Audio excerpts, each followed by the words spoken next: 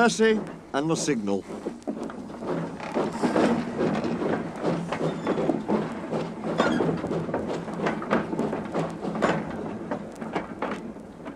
Percy is a little green tank engine who works in the yard at the big station. He is a funny little engine and loves playing jokes. These jokes sometimes get him into trouble. Peep, peep, he whistled one morning. Hurry up, Gordon. The train's ready. Gordon thought he was late and came puffing out. Ha ha ha! Laughed Percy and showed him a train of dirty coal trucks. Gordon didn't go back to the shed. He stayed on a siding thinking how to pay Percy out. Stay in the shed today, squeaked Percy to James. The Fat Controller will come and see you. James was a conceited engine. Ah, he thought, the Fat Controller knows I'm a fine engine, ready for anything. He wants me to pull a special train. So James stayed where he was, and nothing his driver and fireman could do would make him move. But the Fat Controller never came, and the other engines grumbled dreadfully. They had to do James's work as well as their own.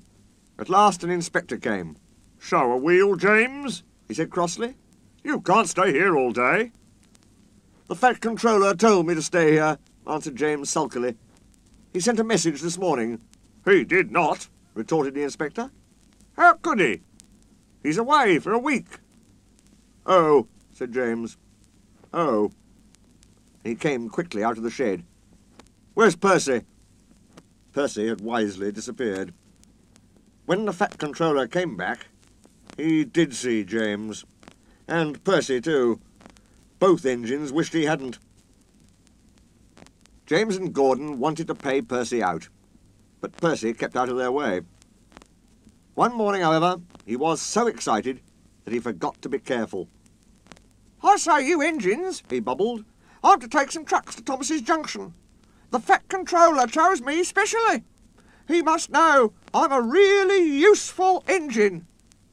"More likely he wants you out of the way," grunted James. But Gordon gave James a wink. Ah, yes," said James. "Just so. You were saying, Gordon? James and I were just speaking about signals at the junction. We can't be too careful about signals. But then I needn't say that to a really useful engine like you, Percy." Percy felt flattered. "Oh, of course not," he said. "We had spoken of backing signals," put in James. "They need extra special care, you know. Would you like me to explain?" "No, thank you, James," said Percy airily. "I know all about signals." And he bustled off importantly. James and Gordon solemnly exchanged winks. Percy was a little worried as he set out. "I wonder what backing signals are," he thought. "Never mind, I'll manage. I know all about signals." He puffed crossly to his trucks and felt better. He saw a signal just outside the station. "Bother," he said. "It's a danger." "Oh, oh, oh, oh, oh, oh!" screamed the trucks as they bumped into each other. Presently the signal moved to show line clear. Its arm moved up instead of down. Percy had never seen that sort of signal before. He was surprised. "Down means go," he thought, "and up means stop. So upper still must mean go back. I know. It's one of those backing signals. How clever of me to find that out." "Come on, Percy," said his driver. "Off we go."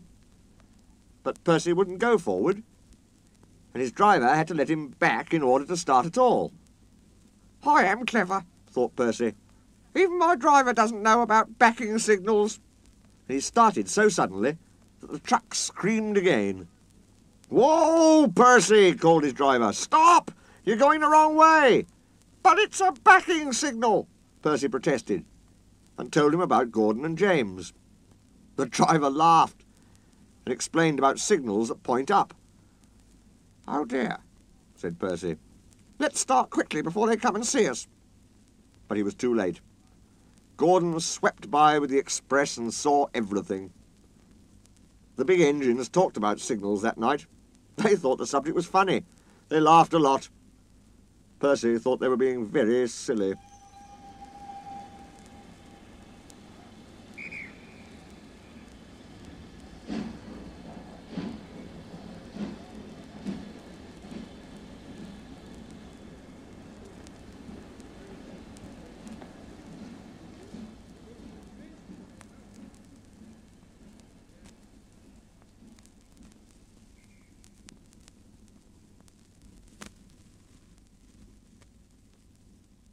Duck takes charge.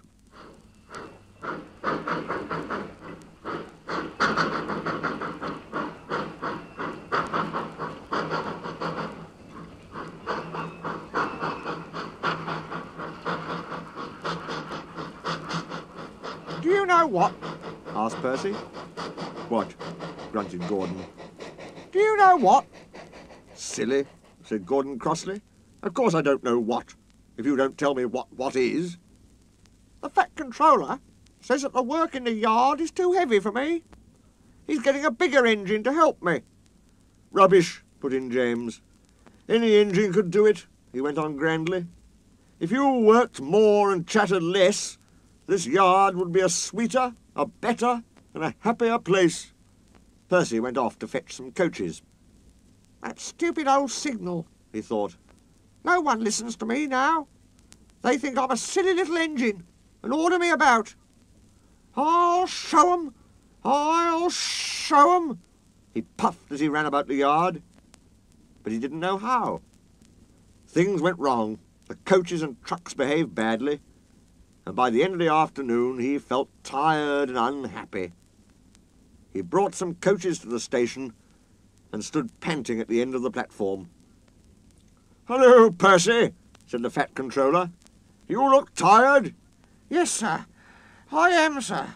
I don't know if I'm standing on my dome or my wheels. "Oh, you look the right way up to me," laughed the Fat Controller. "Cheer up. The new engine is bigger than you and can probably do the work alone. Would you like to help build my new harbour at Thomas's Junction? Thomas and Toby will help, but I need an engine there all the time." Oh, yes, sir. Thank you, sir, said Percy happily. The new engine arrived next morning. "What is your name?" asked the Fat Controller kindly. "Montague, sir, but I'm usually called Duck. They say I waddle. I don't really, sir, but I like Duck better than Montague." "Good," said the Fat Controller. "Duck it shall be. Here, Percy, come and show Duck around." The two engines went off together. At first the trucks played tricks, but soon found that playing tricks on Duck was a mistake. The coaches behaved well, though James, Gordon and Henry did not. They watched Duck quietly doing his work. "He seems a simple sort of engine," they whispered.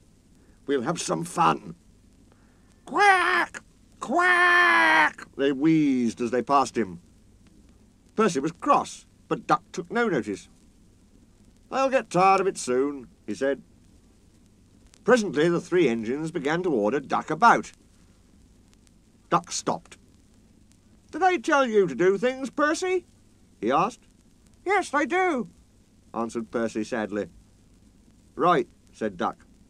"We'll soon stop that nonsense." He whispered something. "We'll do it tonight." The Fat Controller had had a good day. There had been no grumbling passengers. All the trains had run to time, and Duck had worked well in the yard. The Fat Controller was looking forward to hot buttered toast for tea at home. He had just left the office when he heard an extraordinary noise. "Bother!" he said, and hurried to the yard. Henry, Gordon and James were whooshing and snorting furiously, while Duck and Percy calmly sat on the points outside the shed, refusing to let the engines in. "Stop that noise!" he bellowed. "Now, Gordon!" "They won't let us in," hissed the big engine crossly. "Duck, explain this behaviour." "Oh, beg pardon, sir, but I'm a Great Western engine. We Great Western engines do our work without fuss, but we are not ordered about by other engines. You, sir, are our controller. We will, of course, move if you order us, But begging your pardon, sir, Percy and I would be glad if you would inform these, engines that we only take orders from you." The three big engines hissed angrily. "Silence!" snapped the Fat Controller. "Percy and Duck, I am pleased with your work today, but not with your behaviour tonight. You have caused a disturbance." Gordon, Henry and James sniggered. They stopped suddenly when the Fat Controller turned on them. "As for you," he thundered, "you've been worse. You made the disturbance. Duck is quite right. This is my railway, and I give the orders." When Percy went away, Duck was left to manage alone. He did so easily.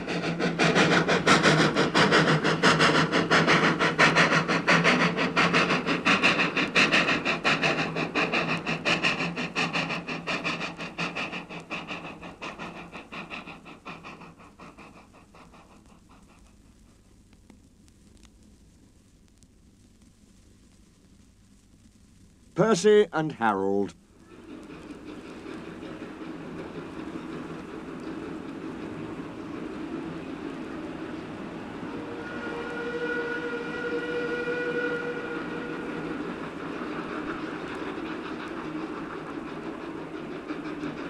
Percy worked hard at the harbour.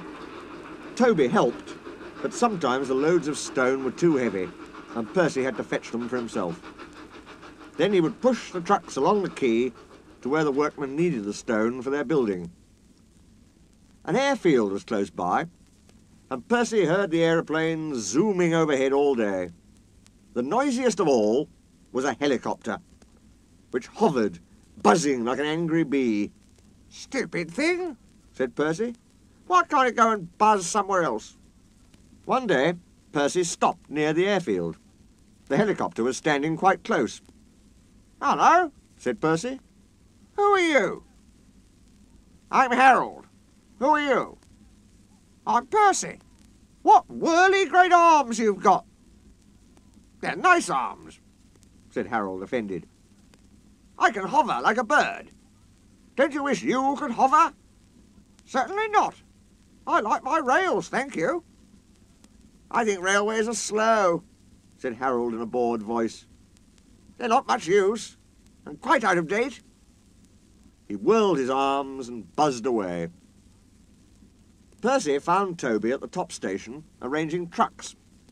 "I say, Toby," he burst out, "that Harold, that stuck-up whirlybird thing, says I'm slow and out of date. Just let him wait. I'll show him." He collected his trucks and started off, still fuming. Soon, above the clatter of the trucks, they heard a familiar buzzing. "Percy," whispered his driver, "there's Harold. He's not far ahead. Let's race him." "Yes, let's," said Percy excitedly, and quickly gathering speed, he shot off down the line. The guard's wife had given him a flask of tea for elevenses. He had just poured out a cup when the van lurched and he spilt it down his uniform. He wiped up the mess with his handkerchief and staggered to the front platform. Percy was pounding along. The truck screamed and swayed, while the van rolled and pitched like a ship at sea. "Well, I'll be ding-dong-danged," said the guard. Then he saw Harold buzzing alongside and understood. "Go it, Percy," he yelled. "You're gaining." Percy had never been allowed to run fast before. He was having the time of his life. "Hurry, hurry, hurry, hurry, hurry," he panted to the trucks. We don't want to," they grumbled, but it was no use. Percy was bucketing along with flying wheels, and Harold was high and alongside. The fireman shovelled for dear life, while the driver was so excited he could hardly keep still. "Well done, Percy," he shouted. "We're gaining! We're going ahead! Oh, good boy! Good boy!" Far ahead, a distant signal warned them that the wharf was near. "Shut off steam, whistle, peep, peep, peep! Brakes guard, please!" Using Percy's brakes too, the driver carefully checked the train's headlong speed. They rolled under the main line and halted smoothly on the wharf. Oh dear, groaned Percy. I'm sure we've lost. The fireman scrambled to the cab roof. We've won! We've won, he shouted, and nearly fell off in his excitement. Harold's still hovering. He's looking for a place to land. Listen, boys, the fireman called. Here's a song for Percy. Said Harold helicopter to our Percy, you are slow. Your railway is out of date and not much use, you know. But Percy with his stone trucks did the trip in record time. And we beat that helicopter on our old branch line. The driver and guard soon caught the tune, and so did the workman on the quay. Percy loved it. Oh, thank you, he said. He liked the last line best of all.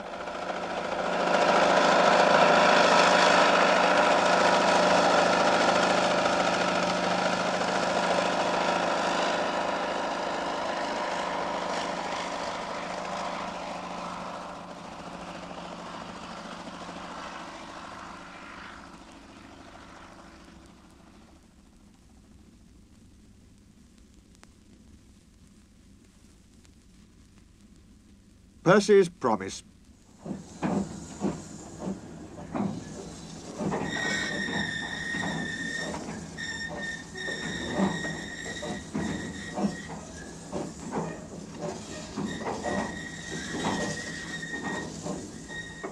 A mob of excited children poured out of Annie and Clarabel one morning and raced down to the beach. They're the Vicar's Sunday School, explained Thomas. I'm busy this evening, but the station master says I can ask you to take them home. Of course I will, promised Percy.